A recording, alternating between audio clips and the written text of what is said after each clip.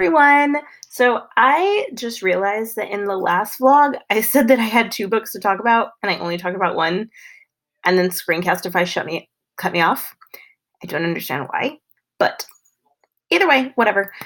So the second book that I have read this year, and I actually read it yesterday, and I finished it in 24 hours because, it was so good, was this book. 5 Feet Apart by Rachael Lippincott with Mickey Daughtry and Tobias Laconis. I apologize if I butchered your last names. So this came in my Junior Library Guild shipment yesterday, a few days ago, whatever, this week. I barely know what today is. I'm sorry. So again, this came in my Junior Library Guild shipment, and my library assistant said, hey, this book is supposed to be really, really good.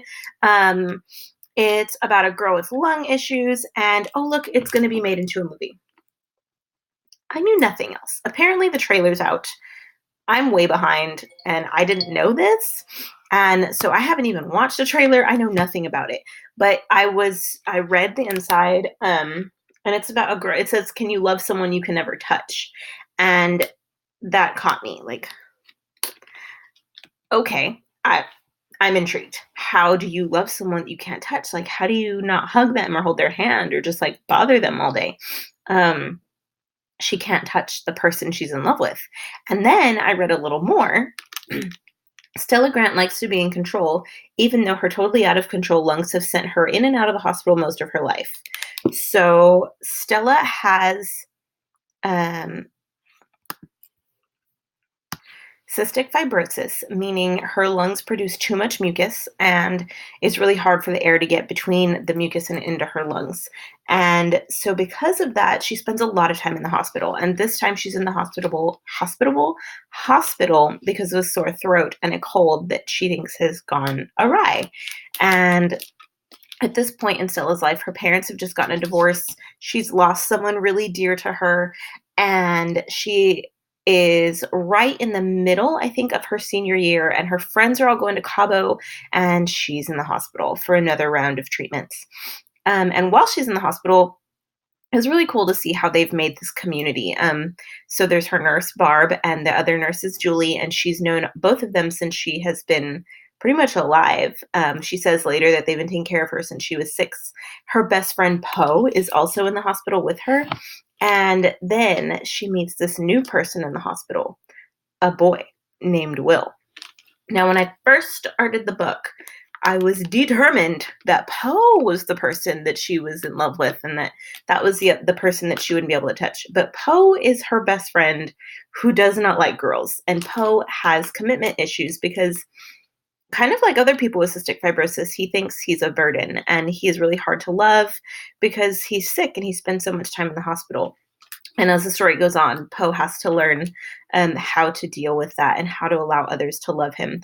Poe is also Colombian, so it was really cool to see that side of a character, because I don't think I've ever read a character who's Colombian before, even if they're kind of a secondary character. And Poe loves to cook.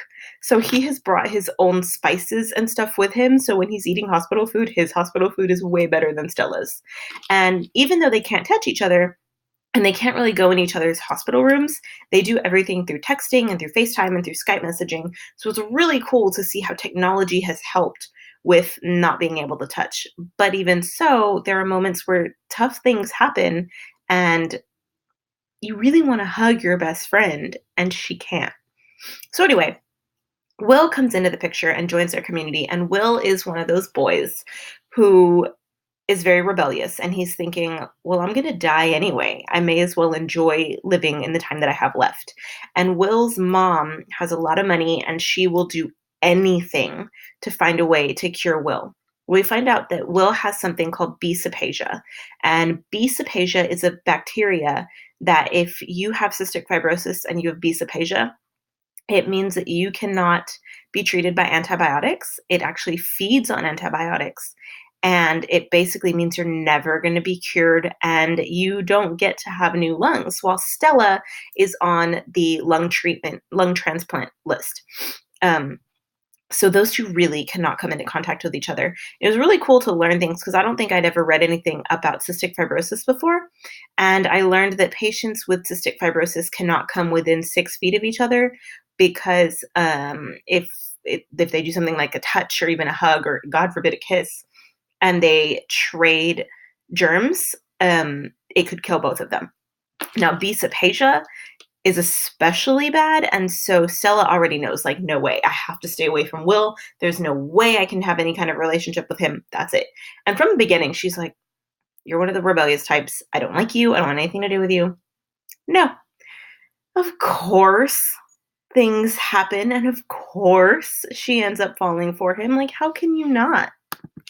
And Will ends up being way more thoughtful than we originally thought he was. He's just, of course, he's misunderstood, right? But he has been thinking the wrong way about things. And this whole time he's been thinking, I'm going to be 18 soon. As soon as I'm 18, like, I'm signing myself out.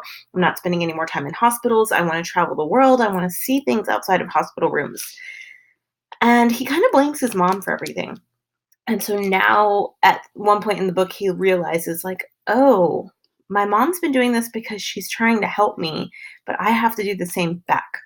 And what Stella helps him see is that if he is not helping himself, he's not helping anyone. And so she gets him back on his treatments and makes him do everything that he's supposed to be doing. And awesome part is Stella can code, and she has made an app that gives you a reminder to take your meds, and what meds and what dosage and what you need to be doing at all times. So it's really, really cool. It was also great to see how Stella has survivor's guilt. Someone very close to her has died, and because of that, she is trying to keep herself alive for the rest of her family. She says that she's always been ready to meet death because having cystic fibrosis means that you're dying. And when this other person dies, her family wasn't ready for that. They were ready for her, but not for this other person. And it kind of destroys her family. And so she says over and over, her family can't lose another person. And she has survivor's guilt and has to find a way to keep herself alive. And it's a really, really scary. And I think that people who have these kind of chronic illnesses will really identify with that feeling of knowing you could go at any time and feeling like a burden and feeling like you have to prepare the people around you. But it was also beautiful when you see that shift where she remembers, no, I have to live. And I have to live for this person that I've lost. And I have to live for me and for my family and be more than cystic fibrosis. And she's a vlogger too. And she says, I'm going to start taking back what cystic fibrosis has taken from me. And I was so happy for her. It was great. So I really love this book. It was such a good romance story without being too sappy. It's just great. I mean, I put it on Instagram and I said, if you like everything, if you liked The Fault in Our Stars, if you liked Romeo and Juliet, I felt like there were a lot of Romeo and Juliet vibes in this because it's a forbidden love story. Obviously, they can't be near each other. They both have cystic fibrosis. He's got bisapesia. She could die. But there was no family feuding, so maybe I got that wrong. But even so, it's a forbidden romance. Oh, who doesn't love that? Also, I really liked that it was a girl and her friend and a boy who are in the same hospital, but they still have this sense of community, even though they can't touch each other. So it was really great. I really hope to see everyone reading this because it's so good. And I really can't wait to see the movie either. So I hope that you will read this book and I hope that you will love it as much as I do. The only thing I'm kind of disappointed in is that it kind of looks like a middle grade novel with this cover. And I'm hoping that it gets the attention that it deserves, even though it kind of looks like a middle grade novel, but it's definitely not. This is definitely full on YA. So if you love YA, if you love a good romance, if you love a forbidden romance, if you know someone with a chronic illness, if you want to know more about a chronic illness, any of that, if you just want to read a good book, 5 Feet Apart, go get it. Have a good day, guys. Happy reading.